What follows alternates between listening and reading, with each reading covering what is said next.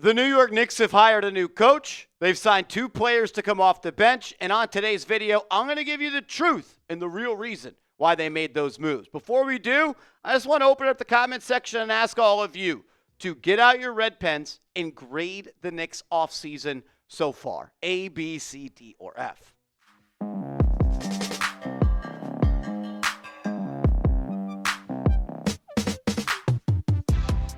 You're watching Knicks Now by Chat Sports. I am Marshall Green. Appreciate everybody for stopping by as we give you the truth, the real reason why the New York Knicks hired Mike Brown. They went out and they signed Jordan Clarkson as well as Guerschon Yabusele. Let's start with this. The New York Knicks bench, it was an absolute joke last season. We've got numbers to show you, data to prove to you, but it didn't take many games for your eyeballs to be focused on to realize that the New York Knicks bench was the Achilles heel of this team.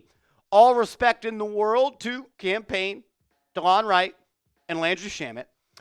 That's not a championship-winning bench. In fact, those players are all still free agents, as is Precious Achiuwa, and as we're a week plus into free agency, they are all still free agents.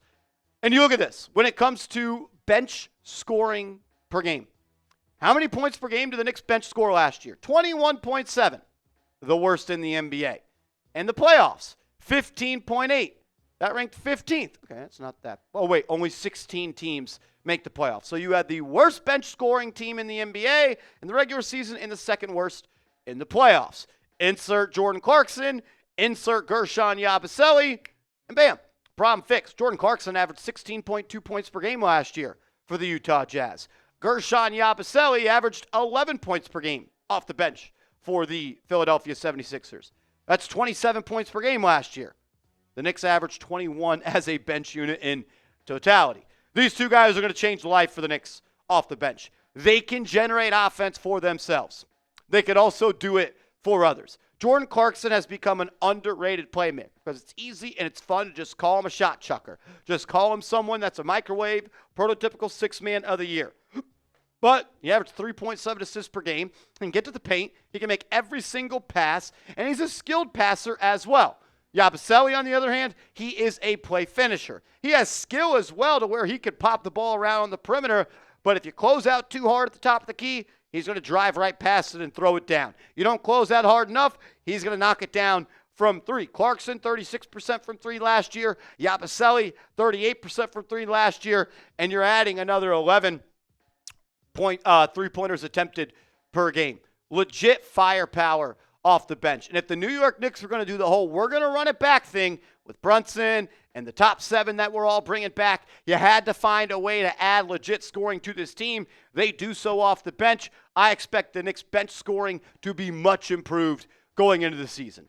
Also, the above-the-break three-point shooting was an Achilles heel for this team. The numbers we're going to show you don't paint the picture as drastically as it did with the bench scoring being a joke, but I watched a lot of Knicks games last year. In fact, I watched every single one, and they missed way too many above-the-break threes last year. The numbers don't really suggest it. They just suggest that they weren't getting a lot up during the regular season. They shot 26.4 on average threes per game above the arc. That would rank as the 25th most in the NBA. And they actually knocked it down at a decent clip, 35.5%. That's tied for the 10th best field goal percentage. In the NBA playoffs, didn't really happen that way. They upped their three-pointers attempted from the top of the key. That's what the above the break is. Any three that's not a corner three. They shot the 5th most out of 16, but they only knocked it down at the the 9th best rate out of 16. So they can improve overall the amount of threes that they take above the 3. But most importantly, they got to knock down how many they make. And Guerschon Yabusele was one of the best big men in the NBA when it came to above the break three-pointers. He knocked them down at a 39.5% clip last year. League average is 35.3.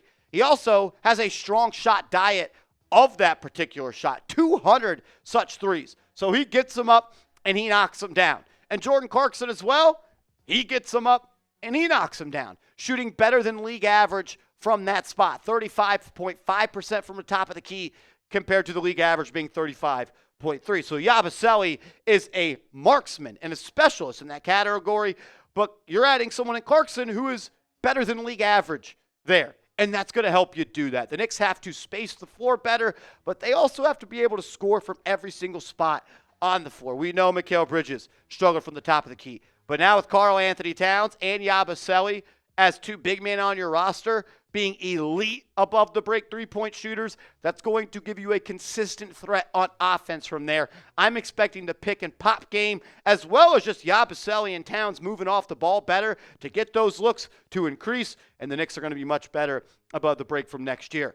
Also, actually use the bench. Like, that's why the Knicks went out and they hired Mike Brown, and they doubled down by going out and getting one of the best six-man of all time in Jordan Clarkson and Yabusele, who is going to be an impact player right away. I wanted to read this from Tommy Beer. Shout out to him, one of the best follows on Knicks Twitter. If you're not following him, change it. He is elite when it comes to Knicks content. He also has his own Substack account. Make sure you're hooked up with that. A lot of stuff you can learn from him. So I'm just going to read this.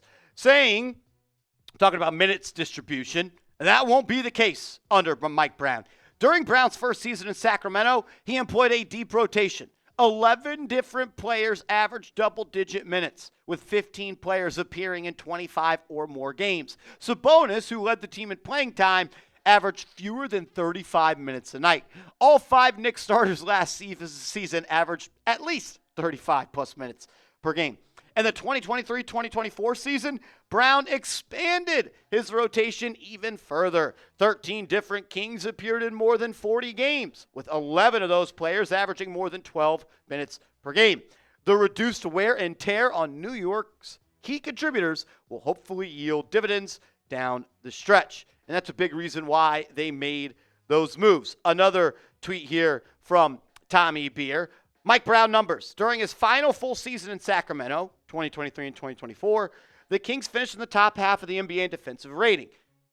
Brown had a deep rotation when doing that. 13 different Kings appeared in more than 40 games, and 11 different Kings averaged more than 12 minutes per game. The next year, or the year prior, the Kings finished with the 8th best net rating, but they used a deep rotation. 11 different players averaged double-digit minutes, and 15 different players averaged or appeared in 25-plus games. The Knicks wanted to lengthen their rotation. They wanted a coach that believed in playing the bench, but also developing said bench.